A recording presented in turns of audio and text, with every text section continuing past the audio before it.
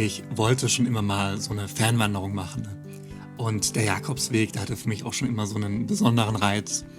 Und nachdem ich dann gesehen habe, wie gut der denn mit dem Rollstuhl machbar ist, war mir klar, dass ich den zusammen mit meiner Freundin machen werde. Wir sind ihn dieses Jahr gelaufen und das war wohl der schönste Urlaub, den wir je hatten. Ich möchte euch in diesem Video zeigen, warum der Jakobsweg so gut mit dem Rollstuhl machbar ist und welche Probleme aber trotzdem noch auf euch zukommen.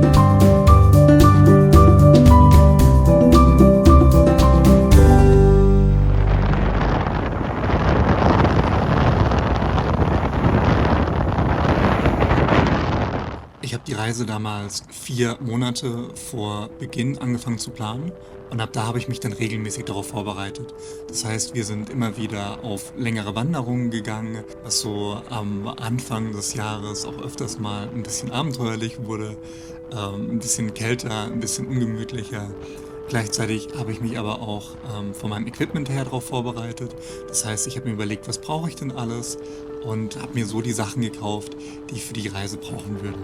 Eventuell würde ich dafür noch mal 'n gesondertes Video hochladen, was so diese Schiebestange angeht, die ihr hier in dem Video seht, oder meine Taschen, da habe ich auch bereits schon Videos gemacht, die könnt ihr euch gerne anschauen. Ich hatte zu der Zeit damals sehr viele Probleme mit meiner Medikamentenpumpe. Ich bekomme Baclofen gegen meine Spastiken und wenn diese Pumpe ausfällt, bedeutet das für mich, dass ich Entzugserscheinungen bekomme und das bedeutet für mich vor allem auch sehr, sehr starke Spastiken. 2 Tage vor unserem Flug war das Ganze so schlimm, dass ich wieder in die Notaufnahme musste. Es war damals so überhaupt nicht klar, ob wir die Reise überhaupt machen können. Wir sind dann trotzdem geflogen, aber das Thema hat uns die ganze Reise über begleitet. Also ich hatte gerade am Anfang immer wieder ganz starke Spastiken. Ich bin teilweise fast hinten aus dem Rolli rausgefallen. Ich konnte nächtelang nicht schlafen. Das wurde dann mit der Zeit immer besser, aber wir hätten damals nicht gedacht, dass wir es wirklich bis nach Santiago schaffen. Das erste Problem, was wir dann in Spanien hatten, was noch mit dazu kam, war, dass uns die öffentlichen Verkehrsmittel partout nicht mitnehmen wollen. Man muss hier nämlich erstmal 2 Tage im Voraus Bescheid geben, dass man dann einen Bus nehmen will, damit die überhaupt einen mitnehmen. Aus dem Grund sind wir dann etwas früher im Weg gestartet. Wir sind von Logroño aus losgelaufen, was dann aber bedeutet hat, dass wir später einen Bus nehmen mussten, um die verlorene Zeit wieder aufzuholen. Da hatten wir dann etwas mehr Glück. Der Busfahrer hat uns mit etwas Widerwillen mitgenommen. Aber generell ist es natürlich total schwierig, wenn man als Pilger unterwegs ist, 2 Tage vorher zu wissen, wann man denn einen Bus nehmen möchte. Das, ja, ist einfach ein Problem. Kommen wir jetzt aber mal zu den Vorteilen, die der Jakobsweg für Rollstuhlfahrer hat. Man muss wissen, dass alle neuen Herbergen und alle öffentlichen Herbergen barrierefrei sein müssen. In der Realität lässt das hier und da zu wünschen übrig. Allerdings kann man sich darauf verlassen, dass man an sein Bett kommt und dass man auch irgendwie in die Toilette und im Optimalfall auch in die Duschräume reinkommt. Ein weiterer großer Vorteil ist, dass man sein Gepäck zur nächsten Herberge verschicken kann. Das heißt, es gibt Taxiunternehmen, für die muss man so einen kleinen Zettel ausfüllen, das kostet meistens so um die 5 Euro und die transportieren dann das Gepäck vom einen Ort zum nächsten Ort. Unter Pilgern ist das eigentlich so ein bisschen verpönt, aber als Rollstuhlfahrer ist das, glaube ich, total in Ordnung, wenn man sich da das Leben ein bisschen leichter macht. Trotzdem ist es aber total sinnvoll, wenn man darauf achtet, dass man alles, was man dabei hat, auch selber transportieren kann. Denn es kommen immer wieder Situationen, in denen muss man dann doch mal die Sachen mitschleppen. Zum Beispiel, wo wir damals diesen Zug nicht bekommen haben, da war es extrem hilfreich, dass wir auch mit dem Gepäck erstmal loslaufen konnten und dann auf dem Weg die erste Herberge dann für uns gefunden haben.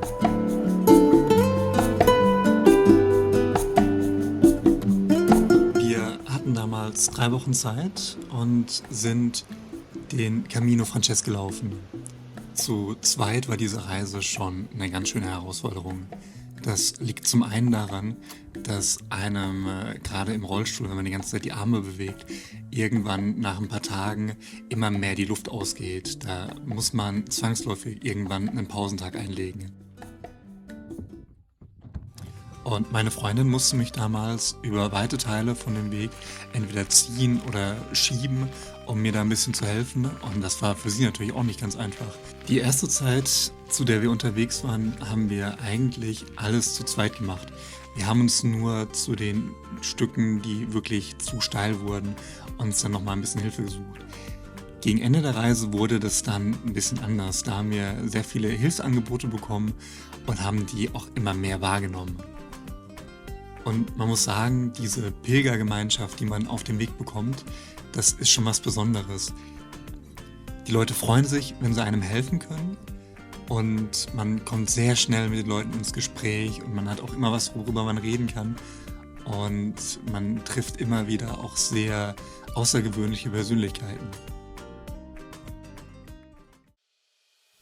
Wir mussten dann irgendwann einen Teil des Weges überspringen, weil wir sonst nicht rechtzeitig bis zu unserem Heimflug wieder in Santiago angekommen wären. Da wir natürlich wieder im Bus nicht mitgenommen wurden, haben wir uns dann auf die Suche gemacht nach einer Alternative. Wir haben dann jemanden gefunden, der uns nach Lugo gefahren hat. Das liegt auch auf dem Jakobsweg, allerdings auf dem Primitivo. Und da hatten wir dann das Problem, dass es super steil war, wir aber niemanden hatten, der uns helfen konnte, weil einfach viel zu wenige diesen Weg gelaufen sind. Wir sind dann knapp 50 Kilometer auf dem Primitivo gelaufen und es ging wirklich nur bergauf, bergab, bergauf, bergab. Und da waren wir schon sehr froh, als wir irgendwann wieder auf dem Camino Frances gelandet sind und wo dann wieder genügend Leute mit dabei waren, wo man auch mal wieder ein bisschen Hilfe bekommen hat.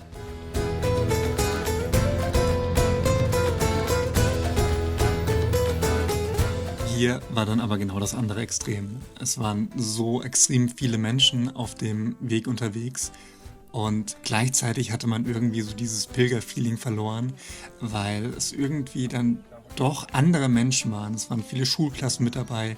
Das war nicht mehr der gleiche Camino, wie man ihn vorher erlebt hatte. Am letzten Tag haben wir dann aber zum Glück noch mal 'ne Reisegruppe gefunden. Die waren alle die kompletten 800 Kilometer unterwegs und haben sich da so unterwegs kennengelernt und mit denen zusammen durften wir dann die letzten Meter nach Santiago laufen. Und hier sieht man quasi, wie wir gerade auf diesen, Platz, wo ja auch diese Kathedrale steht, wo wir da einlaufen.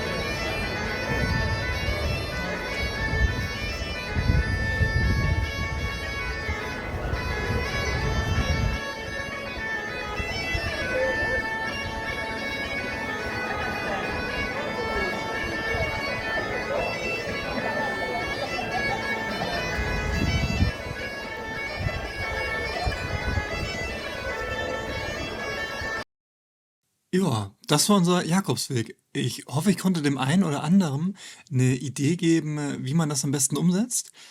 Ansonsten, schreibt mir gerne in die Kommentare, wenn ihr Fragen habt und lasst mir auch gerne ein Abo da.